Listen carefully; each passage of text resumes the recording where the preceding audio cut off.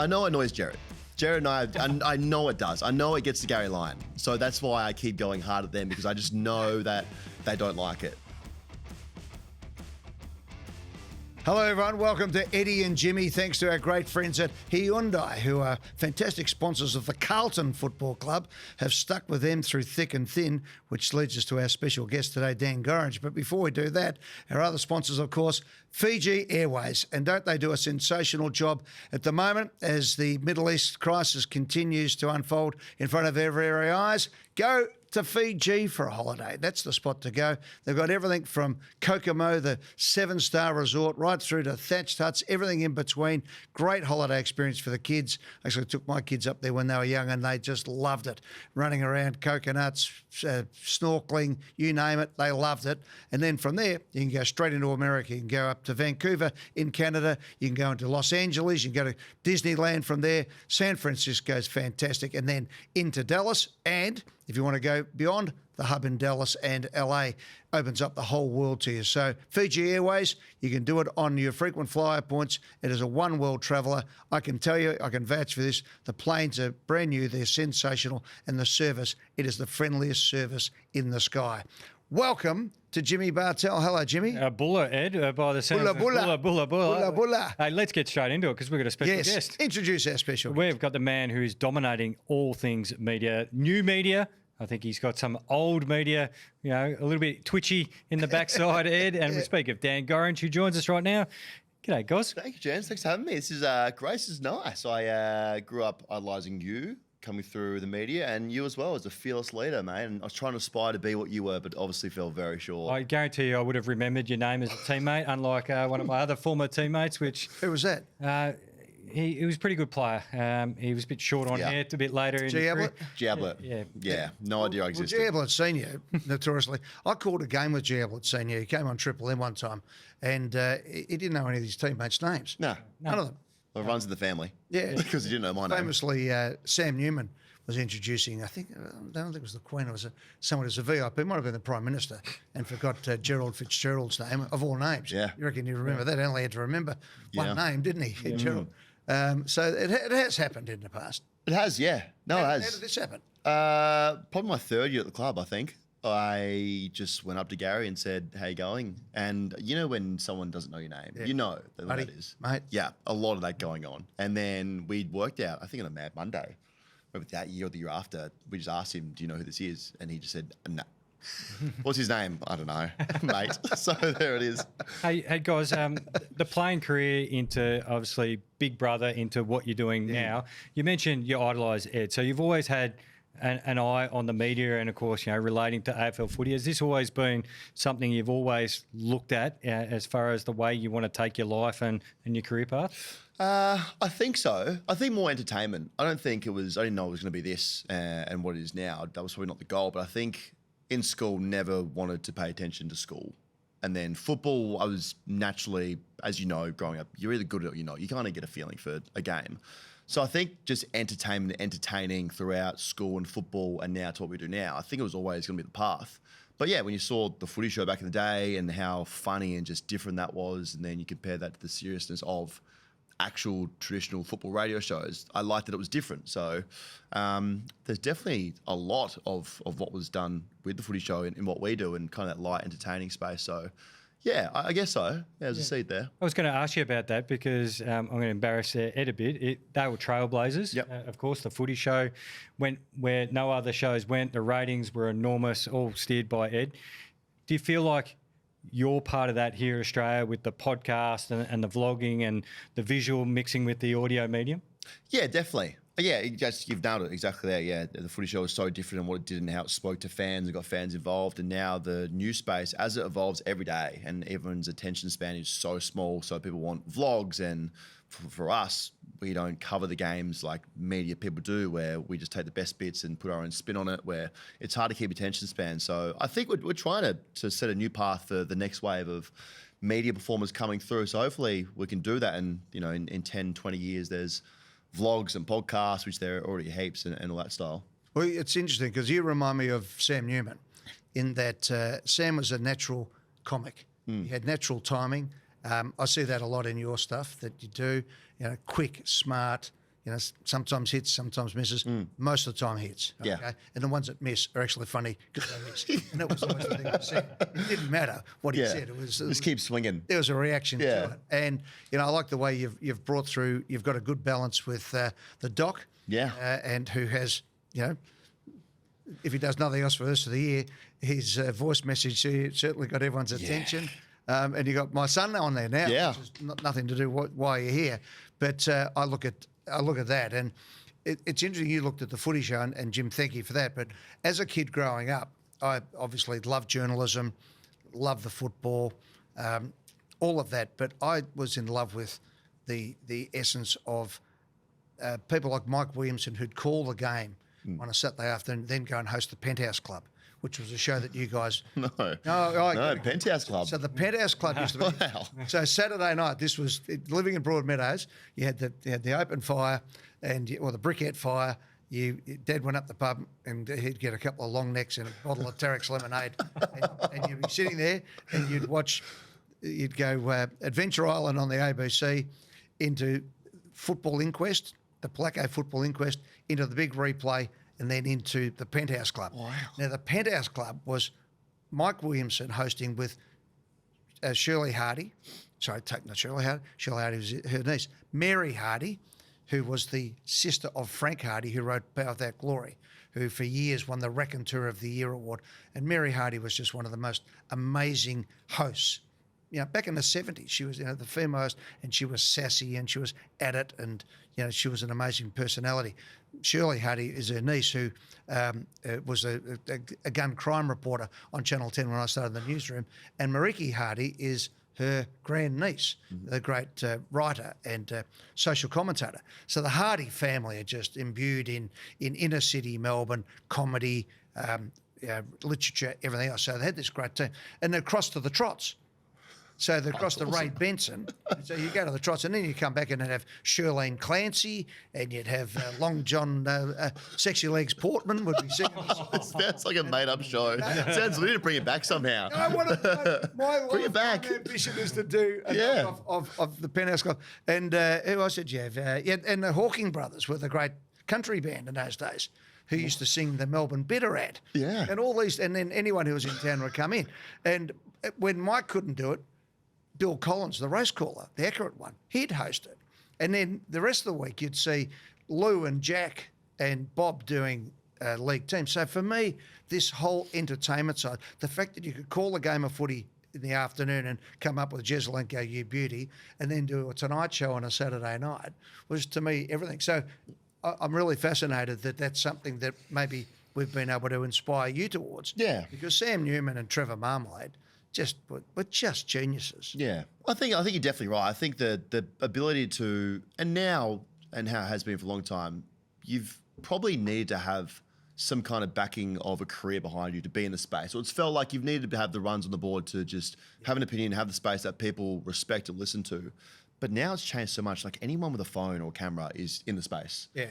And they can just speak, and people can choose whether they want to tune into them. So, but it's interesting you say just Jim before you do, because so I reckon Jim is one of the best hosts, and he's doing great things. And he's finally, got the Drive show on 3AW, fills in on the Breakfast Show, and is doing great things on Channel 9 and other parts. But I thought always what really was fantastic about the Footy Show was we used to do it. So you had legend, lunatic, young gun. Yeah, perfect. And so you could bring people through. And subsequently, even today, you've still got Jason Dunstall, who was a controversial appointment at the first time, because he was the boring one, not Dermot. So he's anything but boring. This guy. Doug Hawkins, they didn't want to put on. He'd been arrested. What are we going to put some criminal for? Put him on. And on it went like Wayne Carey. He had more forgiveness than confession night at St Patrick's Cathedral. Yeah. But I write that and down. all those players. Need to find a criminal for the podcast. Hey guys, do you feel like you've got an edge? I know we're going to get into a bit of the new media, old media, but do you feel like you've got an edge over old media because you can be whoever you want to be, you can pivot, you can drive your own show, you can dictate whether you want to be funny, serious. Do you feel like you've got a little bit of an edge because it is a competitive landscape? Yeah, I think there's a couple of things that make us And a lot of it is just being in the right place at the right time of how we've hit with new media coming through and everyone wanting short form content. But I think a couple of things are that we don't have restrictions on when and how we record. Like, it's just me with a phone. And if we want to record something quick, we can get in a studio and knock it out. So that's the first one. We're always first, and we're not the best with coverage or how we analyse games, but we're always there within minutes, which is a big one. And then the second one, to your point, we have had numerous offers from networks and the likes of bringing what we do into their house. And I've always, at the moment where we're currently at, felt like if we do that, then we'll lose the core essence of what we are, and that's being able to speak our mind freely. And it has got us in so much hot water and trouble. Like weekly, we get in a lot of trouble from lawyers and this and that. But it's also one of the most beautiful things we do because it is so unfiltered and it's just raw. And I don't really know what I'm talking about all the time. I'm just talking. So that's why. A lot of it, though, Dan, is that you might get the lawyer letters, which we used to love on the footy. Oh, it means you do. Yeah, well, I love it now. We used It's to great. out. Sandwiches raw. But people will come across as if they're sour if they have a bit of a go, unless you transgress too far. I've also enjoyed the fact that you called old man media. Yeah, people who actually try to be controversial for a living, having a crack at you for being controversial, which is a good situation. And you're now getting to that stage where there's a bit of jealousy, there's a bit of envy, and there's a few trying to line you up, and you'll then get others who'll copy or try and go that step better. Now, you had old partnerships with people, and people go their own way. You and Dylan Buckley were partners, and that went.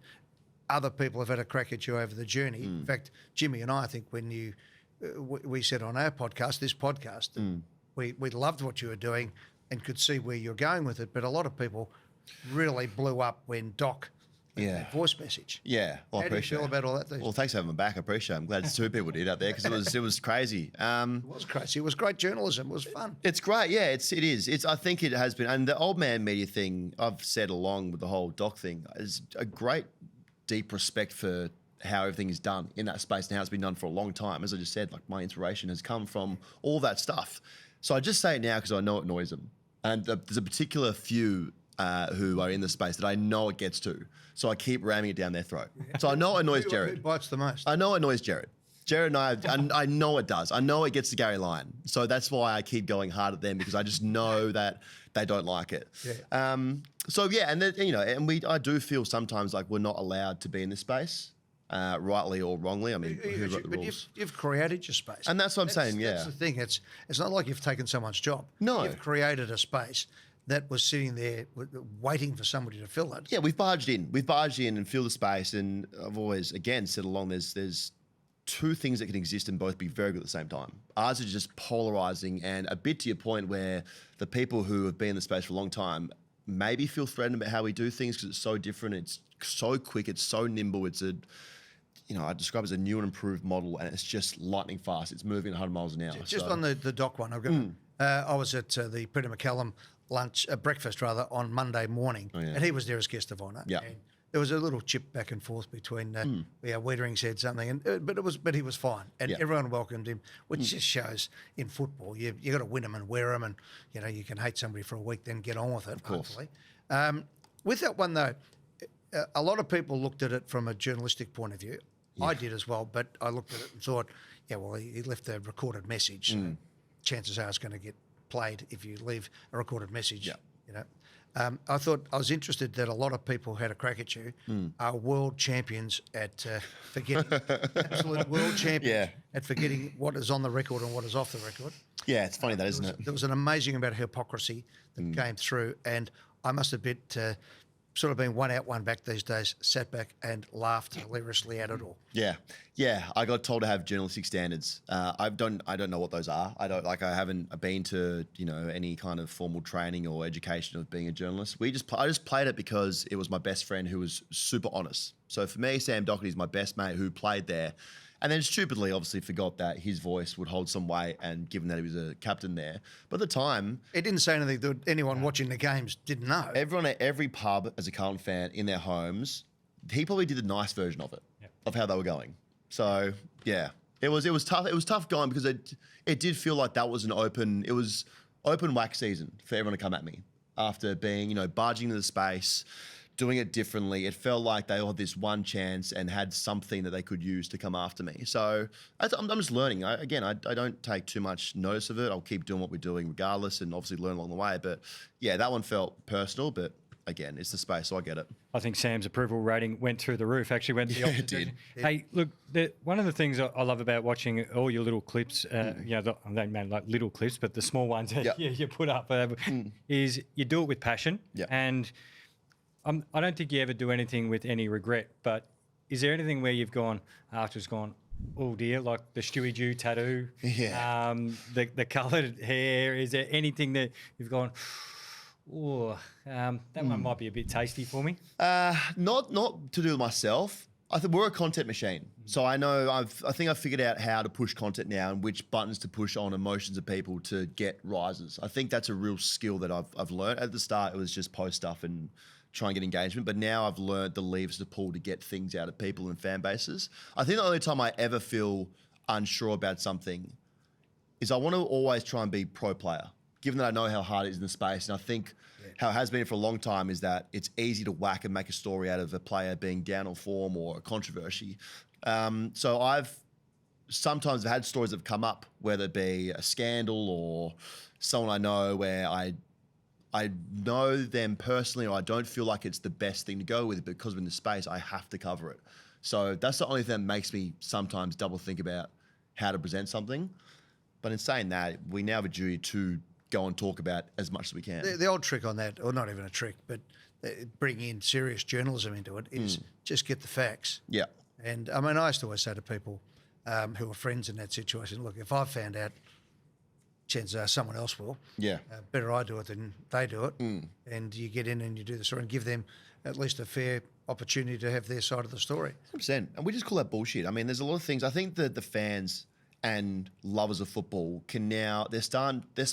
Yeah. They're starting to see through what's a story, what's not a story. Are we dragging this? Are we not dragging it? So we're garnishing and building a community at DDF of people who just get it. We are not out to witch hunt. We're out to just follow storylines and have the passion that a normal fan would have if we came across them in the pub, and talk to them like that way as well. I find you're in an interesting situation where you are being the comic and being the funny man, and a bit similar to Sam again, in that when Sam turned to the camera and looked down it and delivered, back in the days, early days especially, he really made an impact when he actually delivered an editorial. Similarly, you've got that situation where you're having the fun, but you're not frightened to go after a few people or whack. As you said, you've taken on Gerard and you've taken on, Corns and you've taken on a few others around the place. Ran through Hughesy, which, Yeah, I think, fantastic. Hopefully he's still alive, I think, after that, so that's good. But in that situation, so, anyone who's any good in this caper will break a nose every now and again. Yeah, and not to say, I don't think it's not scary anymore, but when you first start doing it and then it comes back at you, and it's a frightening, daunting experience to say the league is messing up in X, Y, and Z, and then have every man his dog on social media. In this space and what we do, you are so open to everyone. Like, you have to have the thickest skin. This is not for what we do, and what I do is I wouldn't recommend my daughter now, or if I have my next child, to be son or whoever in my family, to do this. This is a brutal, wild west. I always say to people, media is a contact sport. Yeah. And it's on. Yeah. It's on right from the word go, because you're trying to cut my lunch, literally, take the food off my table, and I'm not going to let you. You've got to come up with a new idea. You've got to come up with a new story every day. And now we've even got the situation where the organisations like the AFL, and every organisation has a full media component, who think that their job is to actually act like the mafia and intimidate you out of stories. Yeah. So how do you feel when that happens? Because you're in an area back, when you're in a newsroom, newspaper, radio, TV, in the old days, you had Kerry Packer standing behind you, and you had integrity, and this is what we stand for, and here's a code of ethics, and here's what we do without fear or favour, and independent always says the age, etc. You're one out, and in podcast land, new media land, everyone's on the take. Yeah. So people are getting paid to get a photo of this dish at a restaurant and put it up, even if they threw it in a bin. Yeah. It's all on the take. How do you work through that situation to take it to the next level? Yeah. I mean, it's tough. I think, in the space of content and everyone trying to be each other, we just remain true to what we are. Because we're the first in the space, anyone who tries to, I guess, speak like we do and do the quick reaction videos, it will come off as them entertaining what we do. And we've had people who we get tagged and stuff of someone doing the same thing. And I want everyone who creates football content to be able to be in the space. That's why we're doing it. Like you did for the footy show, it's what we're trying to do now as well, is create that new path. So I want everyone to be in it. So we just, again, remain true to what we do. We talk about football differently. We're passionate. We're wild. We speak differently. It's not a big thing, but we swear. And I think we just try and keep relating to the fans and how they are at home. The moment we stop doing that, and that's the moment we've lost everything. And try it, obviously, not to be packaged and presented as a mainstream AFL show where it's all nice and the AFL's doing some good things. No, let's call them out and stuff. Further, you've been ahead of the curve. That's what we're highlighting. So you do some great interactions with the NFL, and the NFL is coming to town. The man across. Very much so. I saw him there. I learned that he pops up everywhere. He is everywhere. He doesn't sleep. He puts 48 hours into a 24-hour day. I'm telling you, we went to LA and I turned to my right as a tour, and I learned that Eddie McGuire will pop up anywhere in the world. So the suit he wears actually converts to pajamas. It was that suit, yeah. It's a suit on. Yeah. Your ability to forecast where it's all moving. Yeah. Where's it moving for Dan and all the productions that you're a part of? Like, what's next for not only yourself but this whole landscape? Where are we going? Yeah, I think everything will move towards us more towards traditional media. I think everyone is now streaming online, want content, short, quick, and when they want to consume it. So I think, if we look at the broadcast deal, and that's where we put our eye to, I think a big player would come into the space and get that deal, whether that be a streaming giant like a Netflix or an Amazon or whoever it might be. I think there's going to be some deep pockets from overseas that come. And with that, they want to put streaming shows on those platforms to complement the product. So we'll keep building out a network of online shows, an umbrella brand and whatever that is. We're still figuring out where DDF will sit under, and then you'll have AFLW, cricket, whatever it might be. So we're in that process now of making sure that online we have a huge presence with a suite of shows, because I think it's all going that way. You get a lot of people on there, don't you? And I got rung up the other morning by my son. Oh my God. Can I just say, you were on from the get-go. That was 7 a.m.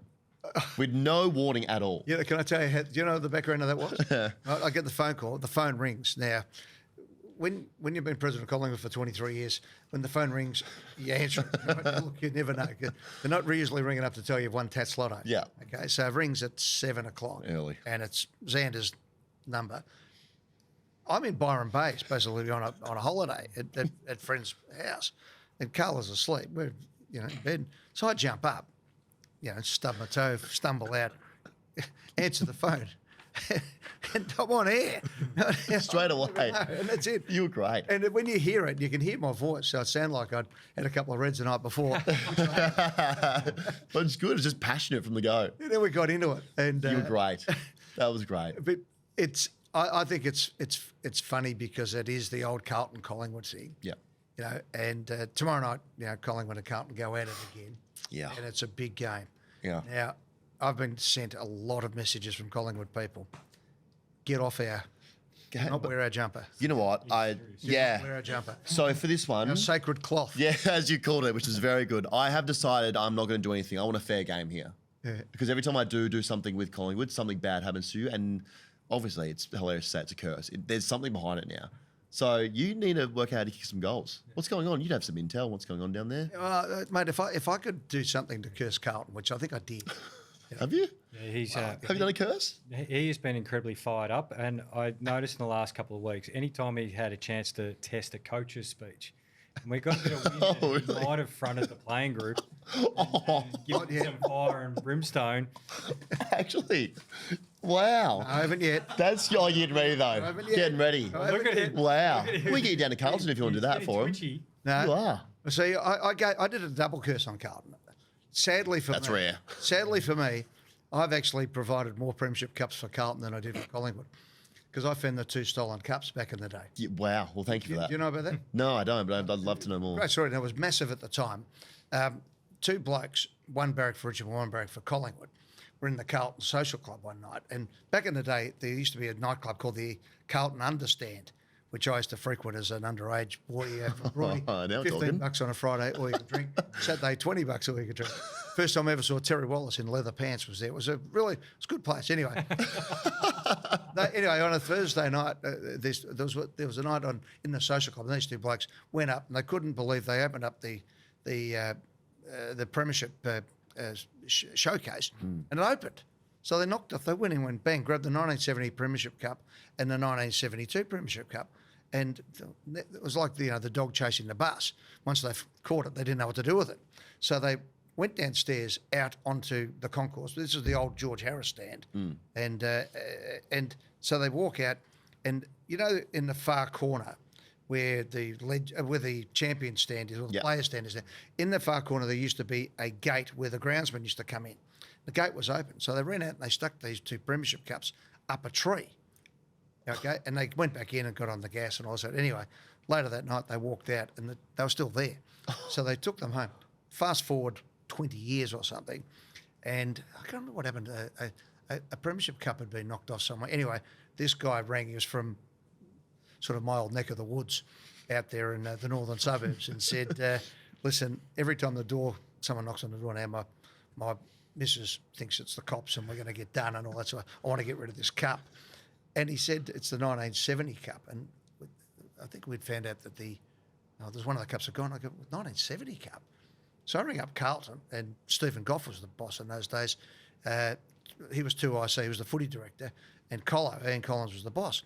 So I ring up Goffy and said, look, I'm driving out to this place. They reckon they got the 1970 Cup. He goes, no, I can see it. It's in the cabinet. Anyway, so I go out and get it. I go, geez, it looks pretty the right thing. So I ring up Goffy again, and by this stage, I can't give too much away, but I'm pretty close to Princes Park, where this guy was.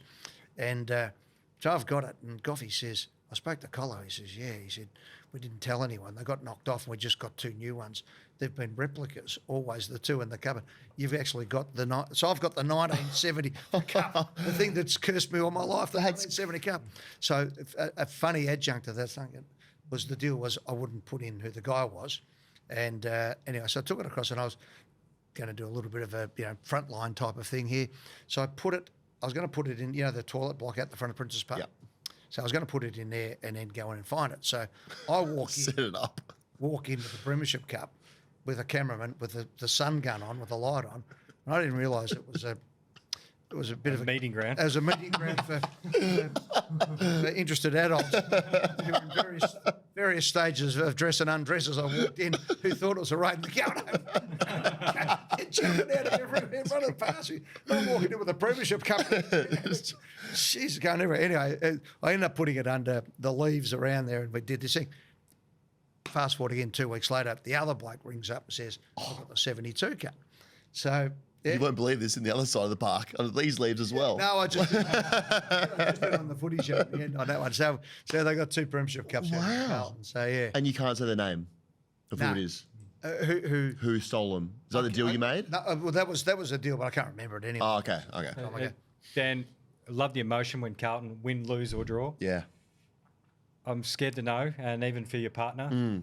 What will you do if Carlton wins a flag? Oh, mate, I was not expecting that. I haven't spoken about winning for a long time. I'm terrified. Lygon Street will burn down. It just will. You know when Richmond won their first one, 2017, and Swan Street was just on for young and old. People were swinging from lights and breaking into shops. It'll be like that. But it's one of those ones I can't even imagine it. It's been 30 years. I couldn't even imagine. But it gets past 32 because we had to wait 32 from 58 to 90. Yeah. That was unbelievable when Collingwood won in 1990. Yeah, it's a long time, and I was 3 when they won 95, so I don't remember that. But I have no idea. I just, week to week, it's just not a good experience right now. And people say, oh, you put a bit of mayo on the videos and the reactions, and I'm I'm so invested in it. It actually hurts my soul. Yeah. It's just being there and playing for only 2 years, but being around good people there, you want to see them succeed. And when it's the same stuff week in, week out, and I know I'm not in the inner sanctum, it's just so frustrating. I love it because, we have so many analysts these days, and, they're trying to analyse a game that's, 44, 40 or 50 these days. We've only got 25 in it. Yeah. You have 50 knuckleheads out the ground with a ball that's oval on an oval ground with umpires who don't know the rules. Yeah. So what could go wrong? Yeah. And so they're analysing all that. What you bring is what I hope we did on the Footy Show, is the genuine, visceral passion for the game.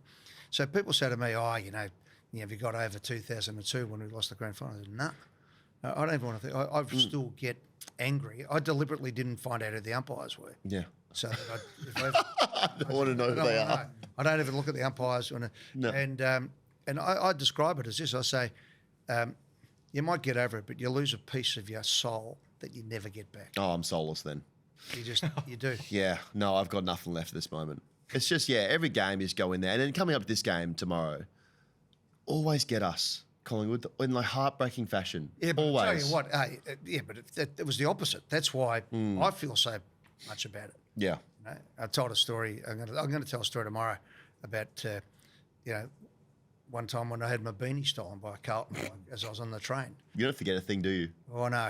As the train disappeared, right, and my hat after the 1978 first semi-final. He's 100%. All these black and white hooped arms belting the shit out of this bloke. And I just thought, these are my people.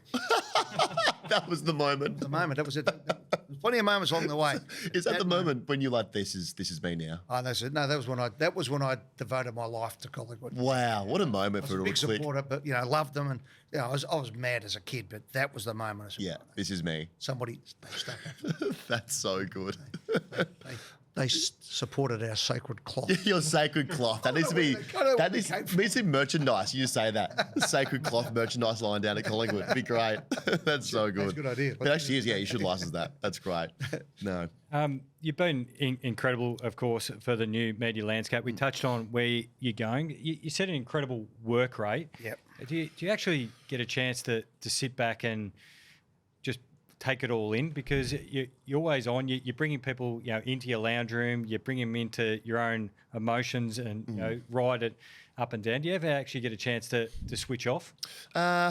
Not really. No, I think that's one thing that I really wish that I could. Everything moves so quickly. So we've done so many amazing things with the numbers that we put up and the community we're building and the things we've done with live shows and working with great brands and where we are in 2.5 years. It's so silly. And I know that it's not silly, but it does feel dumb to have built this out of nothing, just with a camera on my phone and now a microphone. So I really do wish that I could sit down and enjoy it and take it all in. And it's a big workload, as you both know, being in this, it's a massive workload and you miss out on time with your family. And there is, someone said to me, you will pay a price by being in this space. And the price at the moment is time with family and time with my young daughter and Poppy and working late nights. But I've got this weird thing in the back of my head where I'm here for a short time, not a long time.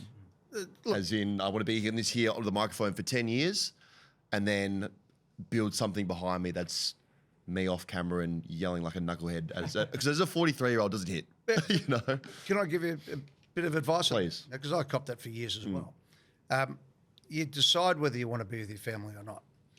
And then you work around that. Yep. And if that means you don't play golf for the next 10 years, you don't play golf. Yep. There's plenty of other things that you can let go. If you want to be with your family, you will be. And if you want to do all the jobs that you need to, and if you think that this is going to be what you're going to do to create the family that you want to have and the infrastructure around that and the lifestyle, then this is your moment. And I think a lot of people, head for the hills on a few of these things when it gets hard and use that. And that's fair enough.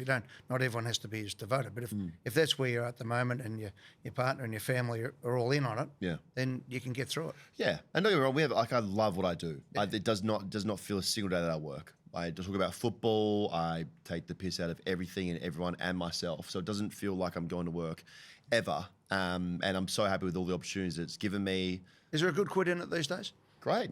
Right, yeah, we do great. We have a group of 10 people now that we employ as a business, and it's just us at the moment doing 3 episodes a week. So it's opened so many doors and given other people opportunities to be on the journey with us. People in the building, and then also a community that we're building as well. So I'm forever grateful for everyone who tunes in and does what we do with us, because without them, this doesn't work. You seem pretty good at letting just things roll off you, and you mentioned before it's probably not something you'd recommend your daughter do, but. How do you handle, because not everyone on social media is your mate, and that's the space, and some people think it's just funny to drag people down. How do you handle it? I kind of learned this lesson not soon enough, maybe only 2 weeks ago, maybe the one before, but with all the doc stuff, I think, is that I just don't have the time or energy or want to try and change every little narrative or comment that's made towards me. I probably wasted too much time and energy doing that in the past, and I'm not gonna change, a John Smith on Twitter who thinks I'm an idiot. I know, and some still get me. I'm still working on it because some will set up some bait and I'll bite on it, but I just don't have the energy for that. And there's nothing that anyone can say that hasn't been, something that hasn't worse been said to me by someone along the way, by a random online, means nothing to me. So I don't have time for it. Come back the other way. There's so many people who love it. So exactly. I look at it, the homogenised version of the AFL these days, and I won't say political correctness and wokeism because that's too much of a catch-all. The fun of the game and the intention of things being funny and jokes, people now weaponise against people. You've seemed to have captured a lot of people who've felt disenfranchised probably since the days of the Footy Show, and I don't mean at the end where things might have got too far, but the actual fun of the Footy Show back in the day. Do you think that is there a huge amount of people out there disenfranchised with the media and the game at the moment who are looking for a laugh and an outlet? Yeah, it's not that serious. We're chasing a kangaroo leather ball around. It's literally, it's just funny. It's funny that, you have your 24 hours of feeling sad and the narratives that come out of football, but people just want to feel happy. They want to commiserate with each other. They want to go at each other, and we create an environment where they can get all that. And then also at the end of the day, underlying, it's not that deep. Like, it's not, I have Collingwood fans who on game day, which will happen tomorrow, will walk to the pub together, will probably not want to shake hands, and they'll call me something and I'll accept it.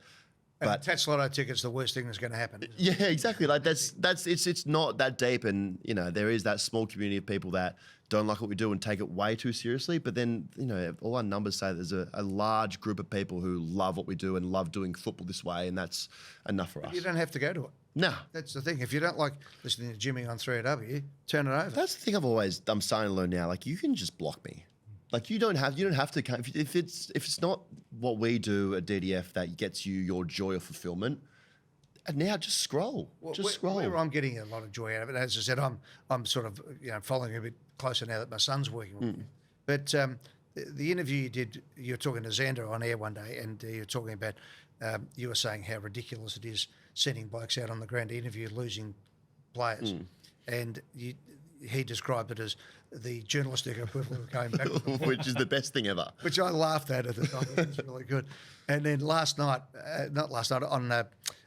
Sunday night, when he did the interview with Zach Butters, the first half a dozen things went back with the ball well. It's perfect. Everyone was in on the gag. Everyone gets it. And that's what's great about us. We take the piss and then it trickles into actual serious things where people are like, what's this interview? But as you said, most of the comments are like courageous going about the flight, not knowing what was coming. And it's just great to break it up as a thing where, the star didn't like it, but now Xander's doing it with us. It's just the funniest thing ever that he leans into it and people are getting it. So yeah, we have fun. We as I said, we take the piss out of everything. So him doing it is just so funny. Yeah, my wife and I we're just laughing at it.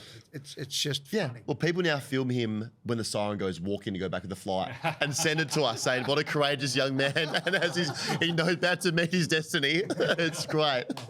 It's so good. It's hilarious. Yeah, it is fun. And just make sure you don't have Ed and I on a whiteboard on Fraud Watch. No, please. You guys are off. You guys are my friends. We're good here. So none of that.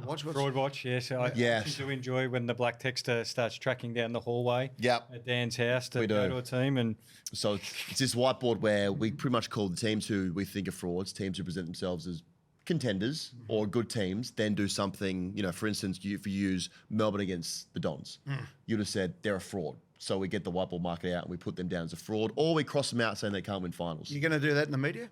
You're going to make that into a media watch? Oh, actually, should. I thought that was where you were going. Yeah, no, I could as well. Yeah, that's actually a new content piece. Run that down as we speak. That's how the Empire Strikes Back. Yeah, I know. Yeah, I'm due to go back at him. That was Sam's great thing. Sam he'd cop it. He said, "You can say whatever you like about me. I don't care, but so will I back." Yeah, I've got a couple to line up soon, so I'm ready for it. I've got some notes from the weekend. Is there anyone who's driving you mad at the moment? Gary Lyon. Okay. What's Gary doing? Gary used to be one of us. Yeah. No, Gary, he said something where everyone these days has a microphone and opinion and we shouldn't listen to their opinions or something like that. And that felt targeted. That felt like that was. I was sitting there having dinner with Poppy, going, "That feels like he's speaking to me." So he's one of those ones as well that doesn't. Which is weird. He's normally was pretty good to us early. Doesn't like what we do. I actually heard that, and I thought Gary was maybe saying somewhere between where he is and where you are. Yeah. There's a lot of people who now get on mainstream, and there's a lot of it. When you think about how many people get a microphone these days, you've got Jam TV, you've got this, you've got 3AW, you've got Triple M, you've got Everyone. ABC, you've got SEN, you've got all Hutchie shows, you've got Agenda Setters, you've got Footy Classifieds, you've got Sunday Footy Show, you've got all these shows. Thousands of podcasts. But even mainstream, and everyone now tries to yell a bit louder. So I don't know, maybe I took it more at... Yeah. I think I was a bit like you. Maybe I took it personally. Yeah. Yeah, now it's been in the back of my head. No, it's good. Yeah, it is good. So, and again, back to what I said before. I think there's probably a little bit of you in there. Yeah, I think so. I think this year definitely. And the thing that we wanted to do to set out this year was really not purposely and nastily divide a wedge between the two, but make it very clear that there's this space, that's just traditional old man media that talk about them, and then there's us. And that's what we've done this year. We've made it very clear that there are two different things. Both are good for different reasons. You can go get it, but we are not the same. So there comes a time when poacher turns gamekeeper, where suddenly so many gossip writers over the years have started with a blaze of glory until they have to start walking into the same room and realising, hang on, I've burnt everybody in here at some stage and now they all hate my guts. Yeah. You don't do that as such. I mean, you have a bit of, when you take the mickey out of people. But are the AFL starting to find your number, and have you gone from being pariah to messiah yet? I mean, they're interesting. We do some stuff with them. I think early days they were like, "What is going on here? This is crazy."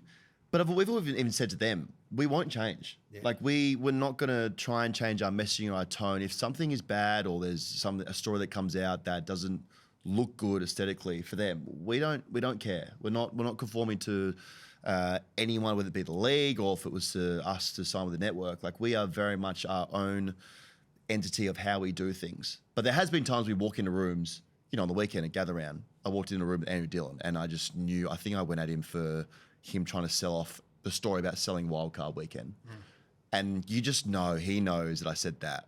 And now I know that he knows, and now in the same room. So they're the rooms that we get in with this kind of stuff we're doing. But I don't go in those rooms a lot. I find Andrew Dillon is one of the most, he's a great bloke, got tremendous integrity.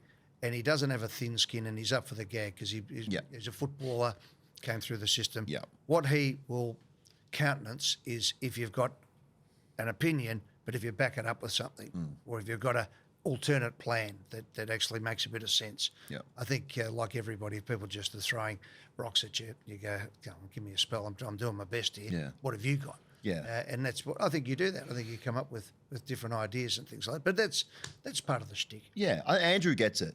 Andrew, we've thrown Andrew's a lot. ripping. Yeah, He's we've thrown a really lot of stuff. He's leaned into it. He knows, and I think I said to someone the weekend, I think the league doesn't care as long as they're being spoken about. The worst thing is when everyone goes silent on anything they're doing. So as long as people are talking about them, whether it be good or bad, I think the league is fine with it. Yeah. So what was your position on Wildcard? Hated it. Still don't like it. As a concept? Don't like it at the moment. Until Blues can sneak into 10th, yeah. Or then I'll be all for it. But at the moment, I just didn't like it. I don't like it. I think it's gonna be one, and I'm happy to be wrong because I wanted it to be successful. I think 7th will destroy 10th by 10 goals, and everyone will be saying this was a crazy waste of a week. My worry is that we finally got a final 8 when we got the break the week before, and 2 teams have won a premiership now from outside the top 4. Now we're going. So in going to 10, we're actually going to have a final 6. Yeah. Because those 4 teams are going to be running out of steam. You'd like to be getting them the week later. Yeah. So. Yeah. It just, and Chris Scott said it felt like it was a made-up week. But I'm happy to be wrong on it. But having said that, we do have to find some money to pay for everything. True. There's a lot of expenses that are in AFL football these days, not the least being players getting paid properly. Yep. The women's football is an investment. Junior football, there's a lot of things there, so that's their job. But Yeah. I'm like you. I had a different view of what could have been. Yeah. But that's what we've got. So I hope we get it this year. Yeah. What about for people who are on old media Yep. like this. No, you're not. Well, not so much. great. But we're through an old channel, if you like, through 3AW largely, or what is still the last days of Nine Radio. Mm-hmm.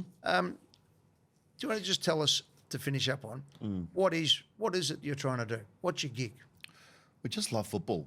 It's as simple as that. We just love football, and we want to make sure that everyone has a great experience following their team, following storylines. That's the main core we do. It's passionate. It's real. It's raw. And growing up, seeing how things are spoken about and everything's always, it felt personal with storylines and teams and a witch hunt for this coach to get sacked and this player is out of form, where football is the greatest sport in the world. It brings so many people together, whether you're playing each other and you hate each other for those 2 hours, or you just want to go to the football together. I truly believe it's the greatest sport in the world. So that's what we want to do. We just want to build the sport to be the greatest sport in the world and do it differently.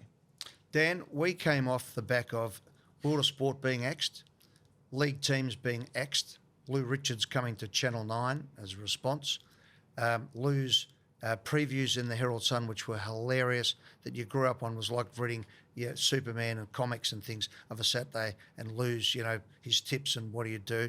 And that got stopped. Channel 7 put an edict out, no more nicknames on the call, and they wanted to turn it into applied science. Yeah. We were recruited from far and wide by Ian Johnson, who realised and had been and would go out on the sportsman night circuit or lunches and things like this, and he pulled together Sam Newman, Trevor Marmalade, myself, and this disparate group of footballers where we weren't allowed to have any vision and everything else, and we created something that was fun and irreverent and everything else that was part of it. I reckon your timing's perfect. I think there's so many misery guts in football at the moment. I think there's just a lack of humour and even self-deprecation. I love and let's not have a go at people. I love people like Kane Corns. Yeah. I think he's fantastic. He's brought an element. He's brought that hardcore American stuff. I love that Hutchie produces those shows because he's got a great feel for these things. I like the way we try to do things, and I love the traditional media of the radio calls. To me, it's the soundtrack of my life. I love hearing it. But I've got to say, I am so much enjoying what you're doing, and I think that you have been a ray of light. And I wish you good luck, and I hope that we're never on the fraud. No. I'll leave you off it. I'll make sure of that. I seriously think, mate, that you have found a position that'll take our game to a next generation of fans, and good luck with it all. Thank you, gents. I appreciate it. Thank you, guys. As I said, growing up, being a big fan of you and you as well, boys. So if little me could see this right now, I'd be super proud. Do you want to finish things off, Jim? It's been Dan Gorringe on the Eddie and Jimmy podcast. It's been an enjoyable chat. Make sure you check it out on all your podcast platforms.